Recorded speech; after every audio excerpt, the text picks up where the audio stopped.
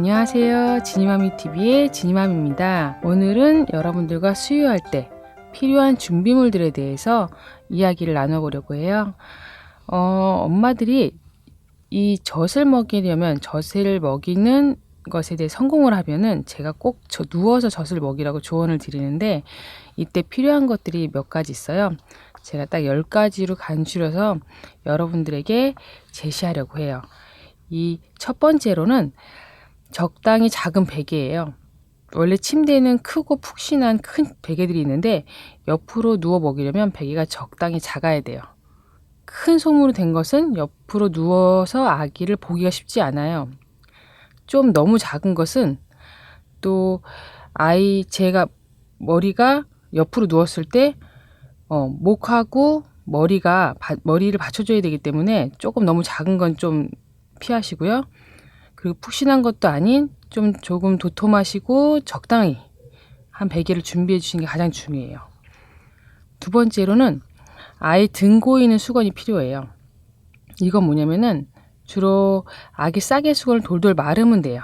그 말아서 엄마가 옆으로 누웠을 때 아이도 옆으로 누워서 아이가 등 뒤에다가 받쳐주시면 안정적으로 젖을 먹다가 이렇게 뒤로 아이가 자빠지는 경우가 있어요. 이렇게.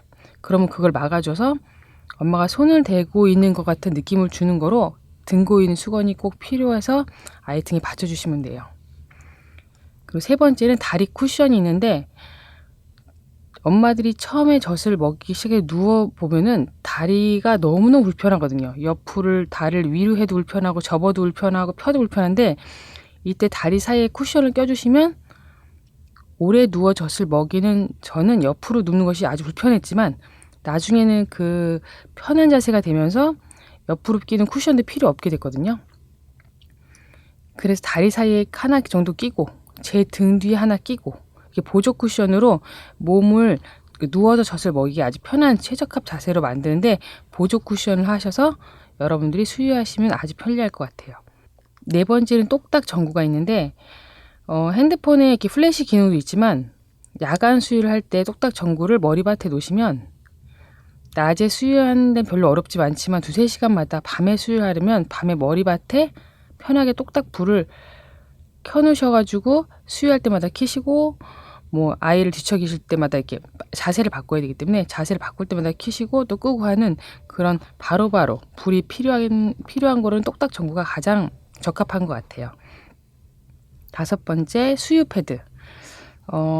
이 수유 패드는 처음에는 조절이 되지 않은 수유 양으로 한쪽에서 젖을 먹이면 다른 한쪽에서 흐르기도 하고 또 젖을 먹이다 보면 먹고 나서 반대쪽으로 아이의 젖을 바꾸면 반대쪽이 너무 흘러서 젖을 먹이기가 굉장히 불편해요. 그래서 수유 패드가 반드시 필요하고요.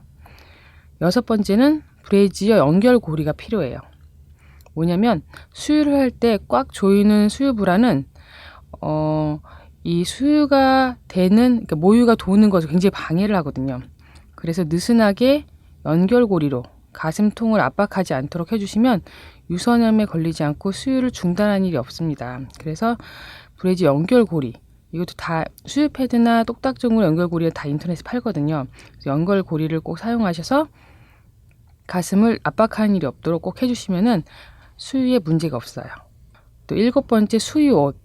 수유옷은 러닝으로 팔이 없는 러닝으로 된 수유 티셔츠가 그러니까 수유 러닝이 있고 티셔츠로 된 수유 티셔츠가 있는데 수유를 시작하시면 그냥 티셔츠를 입고 이렇게 수유하시는 분이 있어요. 주변에 보면 이제 수유 티셔츠 미리 준비를 못 하셔가지고 그냥 티셔츠를 입고 하시는 분의 가장 큰 단점이 뭐냐면은 티셔츠를 들고 아이를 젖을 먹이는 거예요. 그럼 배가 차가워지거든요. 그럼 또 이제 파인 옷을 입고 가슴을 위로 꺼내서 아이에게 수유를 하면은 또 가슴 목 밑에가 굉장히 차가워져요.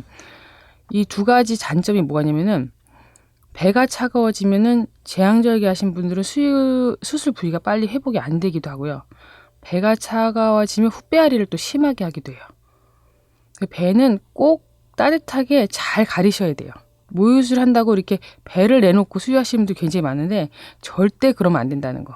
젖이 잘 돌지도 않아요. 그런 분들은.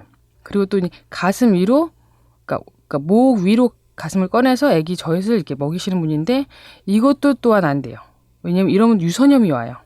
그러니까 가슴 위에 목 밑에가 차가워지면 젖이 잘 돌지 않고 또 유선염도 자주 오시니까 가슴의 위와 아래는 따뜻하게, 그래야 젖도 잘 돌고 온기도 빠져나가지 않도록 잘 보호하시는 게 엄마들 몸의 회복에 엄청 중요한 거예요. 8번째, 신선한 물 아니면 차. 네, 이 두 가지인데 적어도 두유나 우유 그리고 젖이 잘 나온다 하여 여러 막 즙들을 물처럼 드시는 경우가 있어요. 뭐 여러 이렇게 삶은 물들 있죠. 근데 그렇게 하시면 절대 왜냐면은 절대 안 되시는 방법 중에 하나가 젖이 찐득하고 냄새가 나는 경우가 많아요. 그래서 우리 산모들은, 수유하시는 분들은 특히나 아침에 일어나서 물 한 컵, 젖 먹이고 물 한 컵, 낮잠 자고 나서 또 물 한 컵, 자기 전에 물 한 컵, 이렇게 200ml로 계산하면 한 1리터 정도의 물을, 신선한 물을 드셔야 돼요. 제가 다른 글로 여러분들이 수유부가 마셔야 할 차를 소개해 드렸는데, 이때 수유부의 물은 너무 중요해요. 음료수를 물로 사용하시면 절대 안 돼요. 그리고 물을 드시고 그리고 나서 다른 음료수를 찾는 것도 좋을 듯 합니다. 9번째, 낮잠. 낮잠을 자기가 엄마들이 굉장히 아이를 낳고 힘든데 그래도 엄마는 조금은 게으른 부분이 있어야 돼요. 어떤 부분이냐면 청소하는 부분인데 청소를 조금 덜 해야 된다는 거. 대부분 엄마들이 아이 잘 때 청소하고 쓸고 닦고 정리하다 보면은 너무 많은 에너지를 써서 실제 아이가 또 깨어나 젖을 먹을 때도 젖이 안 돌아요. 적어도 아이가 잘 때 함께 한 번 정도는 주무셔야 젖이 고입니다. 젖이 모입니다. 젖은 엄마들이 쉴 때 만들어지거든요. 너무 많은 에너지를 청소하고 정리하는데 에너지를 쓰시면 모유를 만드는데 몸이 힘을 쓰지 못해요. 휴식이 최선입니다, 여러분. 10번째, 배부른 식사. 뭐든 잘 드시는 분은 잘 젖이 고이는데 원래 소식을 하였거나 살찌기를 극도로 조심하시는 분들은 사실 아이를 낳고 배부르게 먹는 것이 두려우실 수도 있어요. 그러니까 여성분들 모든 분들은 아실 거예요. 위가 늘어나면 줄이 어렵다는 것을. 그러나 수유 기간만큼은 엄마들의 몸을 희생하는 게 맞아요. 엄마들이 음식을 적게 먹고 밥을 잘 안 드신다면 아이의 똥에는 건더기가 없이 물똥을 싸게 돼요. 그리하여 배부르고 골고루 챙겨 먹는 식사를 하는 걸 잊지 말아주세요. 특히 생선과 채식과 나물 위주의 식사를 해주시면 아주 좋답니다. 자, 10가지 정리를 해드릴게요. 첫 번째, 옆으로 베기에 좋은, 적당히 너무 푹신하지 않은 작은 베개. 그리고 두 번째, 아이 등을 고이는 천. 그리고 세 번째, 다리 쿠션. 그리고 네 번째, 똑딱 전구. 그리고 5번째, 수유 패드. 6번째, 브래지어 연결고리. 7번째, 수유옷. 그리고 8번째, 신선한 물이나 차. 그리고 9번째, 낮잠이고요. 10번째, 배부른 식사입니다. 양질의 생선과 채식 위주의 식사. 고대 유물품 중에 빌렌도르프의 비너스라는 작은 석상이 있어요. 이걸 이렇게 사람들이 소지하였다고 해서 한 10cm 넘는 그 정도의 작은 석상인데 제가 생각하는 수유부의 이상적인 몸매라고 생각해요. 아마도 제 생각에는 수유부를 본떠서 만든 것 같은데 첫 아이를 낳은 몸매는 아니고 한 여럿을 출산한 늘어진 배와 가슴은 딱 젖먹이 좋은 상태거든요. 요즘 엄마들은 몸매와 편리를 위해서 아이들에게 꼭 필요한 모유수를 기피하는 현상이 많아요. 몸매는 아이의 수유가 끝나고 충분히 만들 수 있어요. 요즘 운동한 시스템 잘 돼 있고 또 아이를 맡기기도 굉장히 좋은 시대에 살고 있거든요. 아이의 수유 기간은 평생의 가장 중요한 시간이고 너무도 짧은 시간에 최고의 선물을 주는 거라고 생각해요. 여러분들이 조금 힘들지만 여러분들의 모유 수유를 응원합니다. 오늘도 수고하고 애쓰셨어요.